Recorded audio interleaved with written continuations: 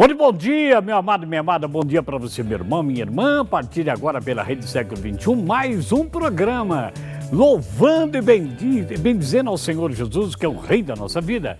Programa Você Pode Ser Feliz. Eu, Henrique Santos Filho, fundador da comunidade Anuncime, convido você a participar conosco, estar conosco nesse programa ao vivo. Estamos aqui na Rede Século XXI para levar para você a certeza de que em Jesus Cristo nós podemos ser muito mais do que vitoriosos. Meu amado e minha amada, quero abraçar todos os nossos amigos que estão acompanhando pelo Facebook, gente que vai poder participar conosco. E quero lembrar o seguinte, já temos o nosso telefone aí que vamos colocar no ar. Não paga nada de qualquer lugar do Brasil, você pode ligar para 0800 777 0021, 0800 777 0021. Se você vai ligar do celular de telefone fixo, é o outro telefone. É o 0 prestadora 19 3871 9620. 3871-9620. Quero sua participação, queremos rezar por você, estar com você, peça para entrar no ar, para poder participar conosco e também para poder pedir oração pela sua família e a sua necessidade. Nós estamos vivendo um tempo muito difícil no nosso país. São 12 milhões e meio de pessoas desempregadas. Eu acompanhava agora há pouco o programa anterior, muita gente pedindo oração, como muitos vão pedir, pelo desemprego para seu marido, esposa, filhos e filhas, que a situação não está boa. Parece que chegamos ao fundo, né? Agora temos que recomeçar. Não percamos a confiança. Acreditemos que esse momento de escuridão, como diz o Salmo, ainda que nós atravessemos o vale escuro, o Senhor está conosco. Haveremos de sair dessa situação muito mais do que vencedores. Agora, meu querido e minha querida, queria que você ligasse também.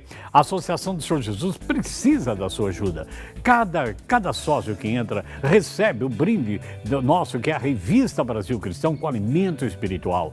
E você doa quanto você pode. Nos ajude, precisamos de novos sócios. A mesma coisa você faz. Vai ligar para o call center 0800 777 0021 e pronto. Diga, eu quero colaborar com essa obra. Entre em contato conosco, nos ajude com o que puder. Mas o mais importante é que nós estejamos juntos em oração, clamando, como o Evangelho disse um dia desse, batei e será aberto, procurai achareis, né? E nós haveremos de conseguir essa graça, essa grande graça do Senhor. Agora, querido e querida, eu trouxe um tema para debater hoje, porque nós estamos vivendo o tempo da Quaresma. Perdemos alguns dias do jejum, de alguma coisa que nós queríamos fazer, é verdade. Mas hoje eu queria me referir a algo que o próprio Santo Padre, o Papa Francisco, tem dito. A importância da mudança nessa Quaresma das nossas atitudes. Por isso eu trouxe o tema, o jejum da nossa língua, das nossas palavras. Para isso eu quero fundamentar, primeiro no Antigo Testamento, no livro de Eclesiastes. Então eu convido você, diante da palavra de Deus, que é fonte de vida para nós, nos reunimos em nome do Pai, em nome do Filho e do Espírito Santo. Amém. Eclesiastes, capítulo 5, versículo 3, 4 e 5, que diz assim: quando fizeres um voto a Deus, realiza-o sem delonga, porque os insensatos Deus não é favorável. Portanto, cumpre o seu voto. Mais vale não fazer voto que prometer e não ser fiel à promessa. Versículo 5, importante para nós. Não permitas a tua boca fazer pecar a tua carne, nem digas ao sacerdote que isso foi apenas uma inadvertência, para não suceder que Deus se irrite com as suas palavras. Meu irmão, minha irmã, palavra do Senhor. Olha que riqueza nos traz o capítulo 5 de Eclesiastes, no versículo 5, parte A, do versículo 5. Não permitas, é uma ordem do Senhor, é um pedido de misericórdia para mim e para a sua salvação. Que a tua boca, não permita que a tua boca te faça pecar. O teu corpo peque por causa disso. Não permita que a tua boca te faça pecar. Ora, nós estamos acostumados com tantas coisas na nossa vida que a nossa língua, a minha e a sua, ela pode ser o maior instrumento de derrota para a nossa vida.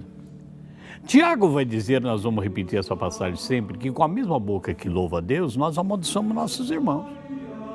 E pergunta ainda Tiago no seu livro se é possível que de uma fonte de água amarga saia água doce. Então, com a língua nós podemos louvar a Deus, bendizer, glorificar nos louvores, nos encontros, até se emocionar. Mas com essa mesma língua que diz bendito, adorado, glorificado, exaltado seja o Senhor, eu posso olhar para alguém e maldizer e amaldiçoar essa pessoa, reclamando de todas as suas coisas. Ora, então, a nossa língua pode ser um instrumento enorme da nossa própria derrota, da derrota da nossa vida. Como cristãos, nós temos que entender isso. Nós somos convencidos durante a vida e condicionados a aceitar determinados pecados. Isso é verdade. Como se fosse determinante na história da nossa caminhada cristã. Na maioria das vezes, a gente só se preocupa com pecados relacionados à prostituição, a sexo, a morte, a roubo, como se esses fossem os piores pecados em relação ao outro. Então eu pergunto, você pode nunca ter caído num pecado de adultério, num pecado de sexualidade, promiscuidade, mas o que você vai falar sobre o seu modo de falar a sua língua? Quando a igreja, através do Papa, nos convidando na quaresma para o jejum, a oração e a esmola, ele traz uma reflexão que nós vamos depois ver, uma palavra, que ele fala do pecado da língua. De que adianta nós ficarmos sem comer um dia, 2 dias, que é bom, claro, para o nosso espírito, mas se o nosso coração está cheio de raiva, a nossa boca ainda fala mal das pessoas, nós só reclamamos dela, nós não comentamos sobre elas para edificar ou para reconstruir, para destruir às vezes, para fazer com que outras pessoas entrem conosco nessa guerra. A palavra de Deus, meu amado e minha amada, ela não serve para nos acusar, mas para arrancar de mim, de você, de todos nós, o engano que está dentro de nós, do fato de que no caminho daquilo que Deus tem para você e para mim, nós somos enganados pensando só que há pecadões e há pecadinhos. A maior destruição da vida do homem é a sua língua, a sua boca. Mas aí nós perguntamos, como controlar isso? Ora, nós sabemos que Jesus, até questionado pelos fariseus numa cerimônia obrativa em que devia lavar as mãos para a refeição, questionou o fato dos discípulos de Jesus não fazer esse cerimonial. Era uma cerimônia, não era só por educação. E Jesus disse que não é o que entra, mas é o que sai do homem.